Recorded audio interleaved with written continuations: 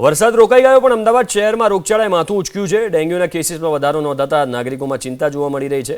શહેરના ગોતા, ચાંદલોડિયા અને લાંભા સહિતના વિસ્તારોમાં ડેન્ગ્યુના કેસ વધુ નોંધાઈ રહ્યા છે। ચાલુ ઓગસ્ટ મહિનામાં 23 દિવસમાં અમદાવાદમાં સાદા મલેરિયાના 76, ઝેરી મલેરિયાના 14, ડેન્ગ્યુના 147, ચિકનગુનિયાના 3, ઝાડા ઉલટીના 273, કમળાના 52, ટાઇફોઇડના 153 કેસ નોંધાયા।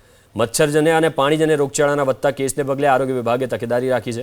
નાગરિકોને આસપાસ પાણી ભરાઈ ન રહે તે અંગે સાવચેતી રાખવા અને સ્વચ્છતા જાળવવા અપીલ કરી છે।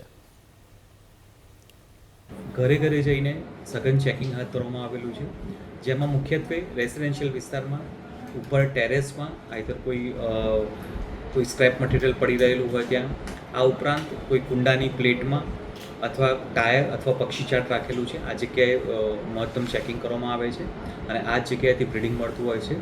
સાથે સાથે જે કોઈ કોમર્શિયલ પ્રિમાઇસીસ છે, એજ્યુકેશનલ પ્રિમાઇસીસ છે, આ તમામનું ચેકિંગ હાથ ધરવામાં આવેલું છે અને જરૂર જણાય તો પેનલ્ટી અને સીલ કરવાની કામગીરી પણ કરવામાં આવી રહી છે।